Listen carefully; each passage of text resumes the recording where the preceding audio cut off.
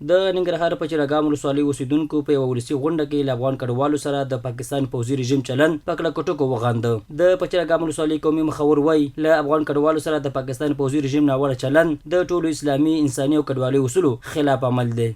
د مهاجرینو سره داسې یو سلوک کړی چې دا څوک د هیچا سره د هیڅ انسان سره حتی څوک د حیوان سره هم نه کوي، ځکه په حیوان به هم څوک کور ونه نړوي. تاسې ولده چې بلدوزر پر رسم کړي دي او د دوی مالونه هر څه په استهلاک باندې ورسېده. ګوره د شریعت مسله دا ده چې کله ته یو کافر ومنیسي هم د هغه مال به نه تخریبوي، هغه به نه خرابوي. نو خبره دا ده چې پاکستان په دغه باره کې موږ سره داسې غیر انساني او غیر اسلامي او غیر بشري سلوک چې راخستی دي دا موږ غندو.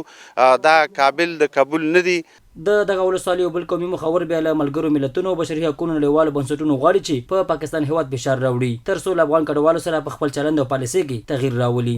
د موږ هغه مهاجرونه په ډیر بد او په بد حالت کې د هغې نه راجع کړه.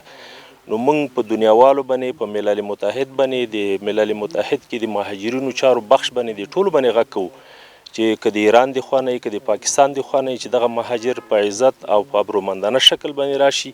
د یادونې وړ ده چې د تېرو څو ورځو راهیسې یو ځل بیا له پاکستان هېواد څخه په اجباري توګه د افغان کډوالو د را ایستلو لړۍ چټکه شوې چې هره ورځ په سلګونه کورنۍ هېواد ته راستنېږي.